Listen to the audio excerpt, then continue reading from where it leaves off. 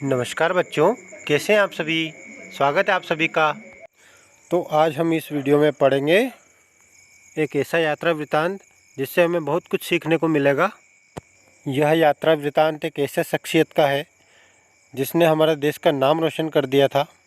उस सबसे महत्वपूर्ण यात्रा वृत्तांत का नाम है एवरेस्ट मेरी शिखर यात्रा, जो कि आपकी कक्षा 9वीं की पाठ्यपुस्तक हिंदी स्पर्श भाग 1 से पाठ 3 से लिया गया है।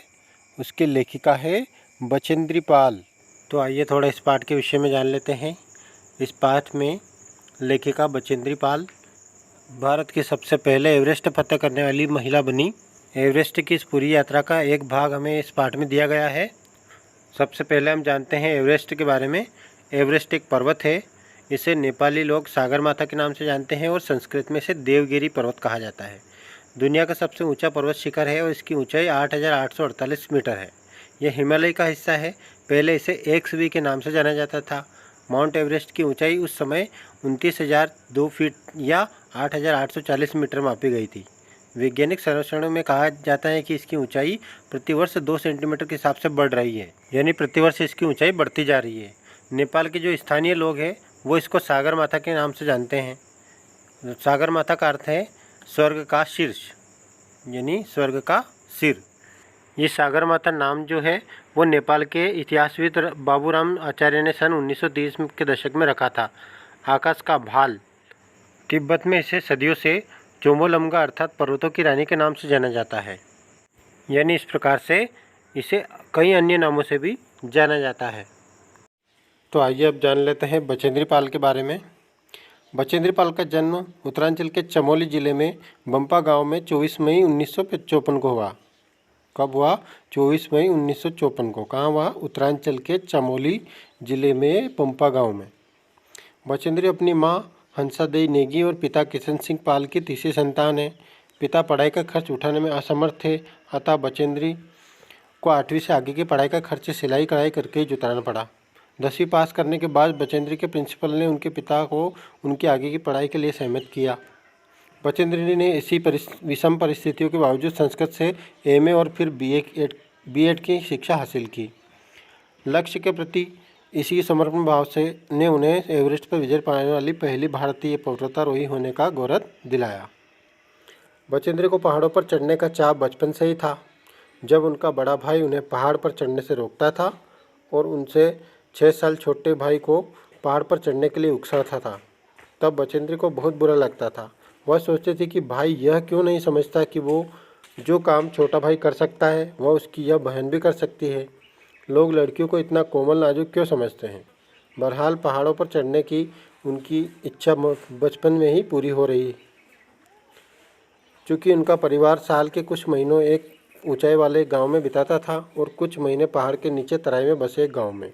जिस मौसम में परिवार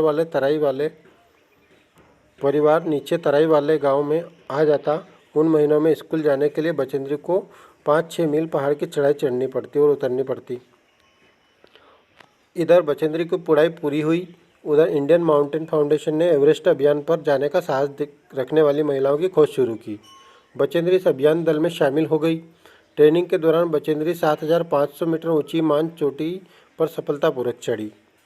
कई महीनों के अभ्यास के बाद आखिरकार वह दिन आ ही गया जब इन्होंने एवरेस्ट विजय के लिए प्रयाण किया, यानी उन्होंने एवरेस्ट विजय के लिए पूरी तैयारी कर दी और वो चल पड़ी। बचेंद्री ने एवरेस्ट विजय की अपनी रोमांचक पर्वतारोहण यात्रा का संपूर्ण विवरण स्वयं ही कलमबद्ध किया है। उन्होंने यह यात्रा वृत्तांत स्वयं ही लिखा है अपनी कलम से। प्रस्तुत अंश इसी विवरण से लिया गया है। जो भी उन्होंने पूरा विवरण लिखा है उसमें से कुछ अंश यहाँ पे लिया गया है। यह लोमहर्षक अंश बचेंद्री के उस अंतिम पड़ाव से शिखर तक पहुंचकर तिरंगा लहराने के पल पल का ब्यौरा बयां करता है। इसे पढ़ते हुए ऐसा लगता है मानो पाठक भी उनके कदम से कदम मिलाता हुआ सभी खतरों को खुद झेलता हुआ एवरेस्ट के शिखर पर जा रहा हो। एवरेस्ट मेरी शिखर यात्रा, जो कि हम लेखिका बचेंद्री पाल के ही मुँह ज़बानी सुनेंगे इसको।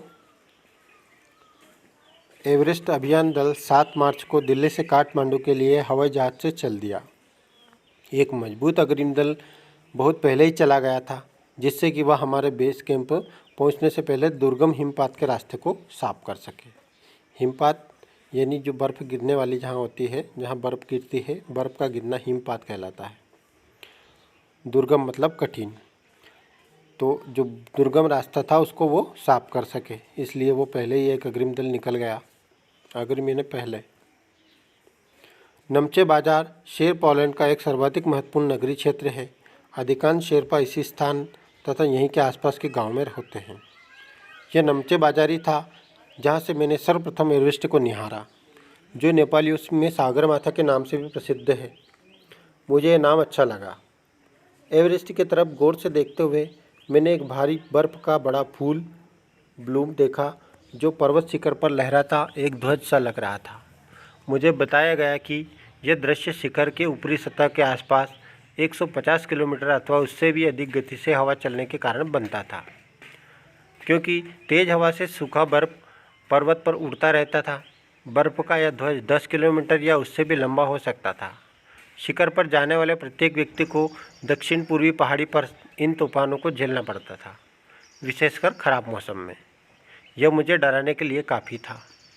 फिर भी मैं एवरेस्ट के प्रति विचित्र रूप से आकर्षक थी और इसकी कठिनतम चुनौतियों का सामना करना चाहती थी। जब हम 26 मार्च को पेरिस पहुँचे, हमें हिमस्खलन के कारण हुई शेरपा कुली की मृत्यु का दुखद समाचार मिला। खुम्बू हिमपात पर जाने वाले अभियान दल के रास्ते के बाईं तरफ सीधी पहाड़ी के धसकने से लोत्से की ओर से एक बहुत बड़ी बर्फ़ की चट्टान नीचे खिसक आई थी। 16 शेरपा कुली के दल में से एक की मृत्यु हो गई थी और 4 घायल हो गए थे। इस समाचार के कारण अभियान दल के सदस्यों के चेहरों पर छाई अवसाद को देखकर हमारे नेता कर्नल खुल्लर ने स्पष्ट किया कि एवरेस्ट जैसे महान अभियान में खतरों को और कभी कभी तो मृत्यु को भी आदमी को सहज भाव से स्वीकार करनी चाहिए। उपनेता प्रेमचंद, जो अग्रिम दल का नेतृत्व कर रहे थे, 26 मार्च को पेरिस लौट आए। उन्होंने हमारी पहली बड़ी बाधा खुम्बू हिमपात की स्थिति से हमें अवगत कराया। उन्होंने कहा कि उनके दल ने कैंप 1, जो 6000 मीटर ऊंचा है, जो हिमपात के ठीक ऊपर से है, वहां तक का रास्ता साफ कर दिया गया है। उन्होंने यह भी बताया कि पुल बनाकर, रस्सियां बांधकर तथा झंडियों से रास्ता चिन्हित कर सभी कठिनाइयों का जायजा ले लिया गया है। उन्होंने इस पर भी ध्यान दिलाया कि ग्लेशियर बर्फ़ की नदी है और बर्फ़ का गिरना अभी जारी है। हिमपात में अनियमित और अनिश्चित बदलाव के कारण अभी तक के किए गए सभी कार्य व्यर्थ हो सकते हैं और हमें रास्ता खोलने का काम दोबारा करना पड़ सकता है। बेस कैंप में पहुंचने से पहले हमें एक और मृत्यु की खबर मिली। जलवायु अनुकूल न होने के कारण एक रसोई सहायक की मृत्यु हो गई थी। निश्चित रूप से हम आशाजनक स्थिति में नहीं चल रहे थे। एवरेस्ट शिखर को मैंने पहले 2 बार देखा, लेकिन एक दूरी से। बेस कैंप पहुंचने पर दूसरे दिन मैंने एवरेस्ट पर्वत तथा उसकी अन्य श्रेणियों को देखा। मैं भौचक्की होकर खड़ी रह गई और एवरेस्ट लोत्से और नुत्से की ऊंचाइयों से घिरी बर्फीली टेढ़ी मेढ़ी नदियों को निहारती रही। हिमपात अपने आप में एक तरह से बर्फ़ के खंडों को अव्यवस्थित ढंग से गिरना ही था। हमें बताया गया कि ग्लेशियर के बहने से अक्सर बर्फ़ में हलचल हो जाती थी, जिससे बड़ी बड़ी बर्फ़ की चट्टानें तत्काल गिर जाया करती थी और अन्य कारणों से भी अचानक प्रायः खतरनाक स्थिति धारण कर लेती थी। सीधे धरातल पर दरार पड़ने का विचार और इस दरार को गहरे चौड़े हिमविदर में बदल जाने का मात्र ख्याल ही बहुत डरावना था।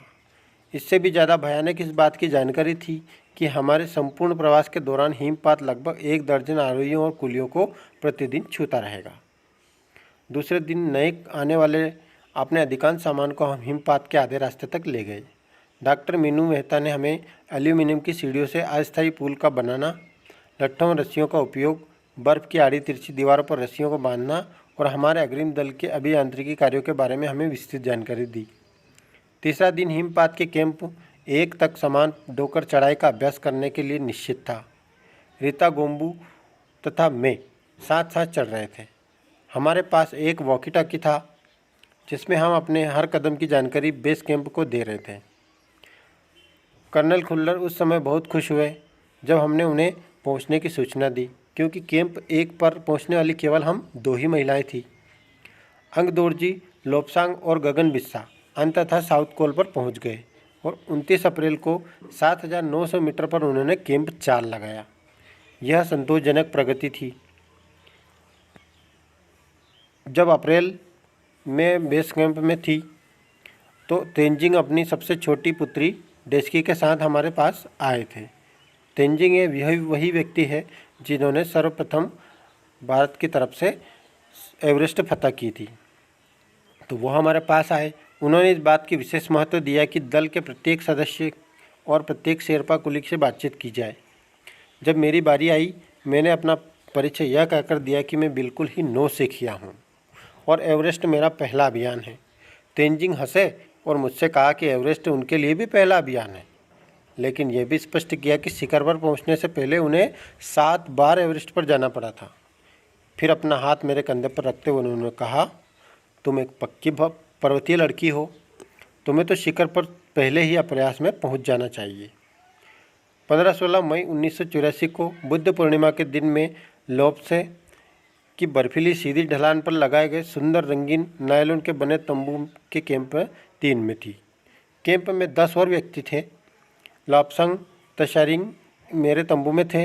एनडी शेरपा और 8 अन्य शरीर से मजबूत और ऊंचाई पर रहने वाले शेरपा दूसरे तंबू में थे। मैं गहरी नींद में सोई हुई थी और रात में 12:30 पर लगभग मेरे सिर के पिछले हिस्से में किसी एक सख्त चीज़ के टकराने से मेरी नींद अचानक खुल गई और साथ ही एक जोरदार धमाका भी हुआ। तभी मुझे महसूस हुआ कि एक ठंडी बहुत भारी कोई चीज़ मेरे शरीर पर से मुझे कुचलती हुई चल रही थी। मुझे सांस लेने में भी कठिनाई हो रही थी। यह क्या हो गया था? एक लंबा बर्फ़ का पिंड हमारे कैंप के ठीक ऊपर लोपसे ग्लेशियर से टूटकर नीचे आ गिरा था और उसका विशाल हिमपुंज बन गया था। हिमखंडों, बर्फ़ के टुकड़ों तथा जमी हुई बर्फ़ के इस विशालकाय पुंज ने एक एक्सप्रेस रेलगाड़ी की तेज गति और भीषण गर्जना के साथ सीधी ढलान से नीचे आते हुए हमारे कैंप को तहस नहस कर दिया। वास्तव में हर व्यक्ति को चोट लगी थी। यह एक आश्चर्य था कि किसी की मृत्यु नहीं हुई थी। लोपसांग अपनी स्विच छुरी की मदद से हमारे तंबू का रास्ता साफ करने में सफल हो गए थे और तुरंत ही अत्यंत तेजी से मुझे बचाने की कोशिश में लग गए। थोड़ी सी भी देर का सीधा अर्थ था मृत्यु। बड़े बड़े हिम पिंडों को मुश्किल से हटाते हुए उन्होंने मेरे चारों तरफ कड़े बर्फ़ की जमे हुए बर्फ़ की खुदाई की और मुझे उस बर्फ़ की कब्र से निकालकर बाहर खींच लाने में सफल हो गए। सुबह तक सारे सुरक्षा दल आ गए थे और 16 मई को प्रातः 8 बजे तक हम प्रायः सभी कैंप 2 पर पहुंच गए थे। जिस शेरपा की टांग की हड्डी टूट गई थी उसे एक खुद के बनाए स्ट्रेचर पर लिटाकर नीचे लाए।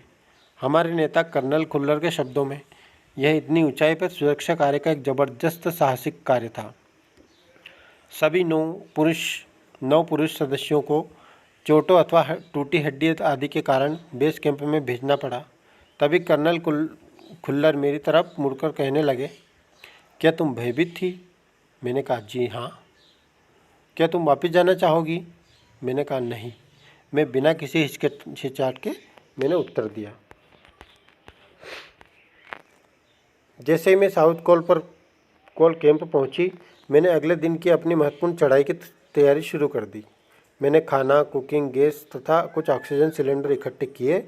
जब दोपहर 1:30 बजे बिस्सा आया, उसने मुझे चाय के लिए पानी गर्म करते देखा। जय और मीनू अभी बहुत पीछे थे। मैं चिंतित थी क्योंकि मुझे अगले दिन के लिए उनके साथ ही चढ़ाई करनी थी।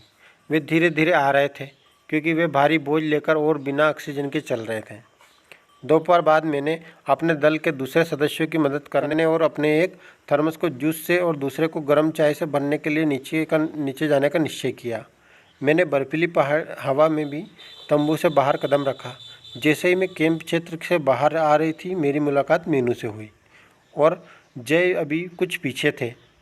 मुझे जय जेनवा स्पर्श और चोटी के ठीक नीचे मिला। उसने कृतज्ञतापूर्वक चाय वगैरह पी, लेकिन मुझे और आगे जाने से रोकने की कोशिश की, मगर मुझे की से भी मिलना था। थोड़ा सा और आगे नीचे उतरने के पर मैंने देखा कि वह मुझे देखकर हक्का बक्का रह गया है। तुमने इतनी बड़ी जोखिम क्यों ली बचेंद्री? मैंने उसे दृढ़तापूर्वक कहा। मैं तो औरों की तरह एक पर्वतारोही हूँ, इसलिए इस दल में आई हूँ। शारीरिक रूप से ठीक हूँ, इसलिए मुझे अपने दल के सदस्यों की मदद क्यों नहीं करनी चाहिए। की हंसा और उसने पेय पदार्थ से प्यास बुझाई, लेकिन उसने मुझे अपना किट ले जाने से मना कर दिया, यानी किट नहीं ले जाने दिया। थोड़ी देर बाद साउथ कोल कैंप से लाटू और बिस्सा हमें मिलने नीचे उतर आए और हम सब साउथ कोल पर जैसी भी सुरक्षा और आराम की जगह उपलब्ध थी उस पर लौट आए। साउथ कोल पृथ्वी पर बहुत अधिक कठोर जगह के नाम से प्रसिद्ध है। अगले दिन मैं सुबह 4 बजे उठी और बर्फ़ पिघलाया और चाय बनाई। कुछ बिस्कुट और आधी चॉकलेट का हल्का नाश्ता करने के बाद मैं लगभग 5:30 बजे अपने तंबू से निकल पड़ी। अंगदोरजी बाहर खड़ा था और कोई आसपास न था। अंगदोरजी बिना ऑक्सीजन के ही चढ़ाई करने वाला था, लेकिन इसके कारण उसके पेट ठंडे पड़ जाते थे, इसलिए वो ऊंचाई पर लंबे समय तक खुले में और रात्रि में शिखर कैंप पर नहीं जाना चाहता था। इसलिए उसे या तो उसी दिन चोटी पर चढ़कर साउथ कोल पर वापस आ जाना था अथवा अपने प्रयास को छोड़ देना था। वह तुरंत ही चढ़ाई शुरू करना चाहता था और उसने मुझसे पूछा, क्या मैं उसके साथ जाना चाहूँगी। एक ही दिन में साउथ कोल से चोटी तक जाना और वापस आना बहुत कठिन और श्रम साध्य होगा। इसके अलावा यदि अंगदोरजी के पैर ठंडे पड़ गए तो उसके लौटकर आने का भी जोखिम था। मुझे फिर भी अंगदोरजी पर विश्वास था और साथ साथ में आरोहण की क्षमता और कर्मठता के बारे में आश्वस्त थी। अन्य कोई व्यक्ति इस समय साथ चलने के लिए तैयार नहीं था। सुबह 6:20 पर जब अंगदोरजी और मैं साउथ कोल के बाहर आ निकले तो दिन ऊपर चढ़ आया था। हल्की हल्की हवा चल रही थी, लेकिन ठंड भी बहुत अधिक थी। मैं अपने आरोही स्पर्शकर में काफ़ी सुरक्षित और गर्म थी। हमने बगैर रस्सी के ही चढ़ाई की। अंगदोरजी एक निश्चित गति से ऊपर चढ़ते गए और मुझे भी उनके साथ चलने में कोई कठिनाई नहीं हुई। जमे हुए बर्फ़ की सीधी व ढलाऊ चट्टानें इतनी सख्त और भुरभुरी थी मानो शीशे की चादरें बिछी हो।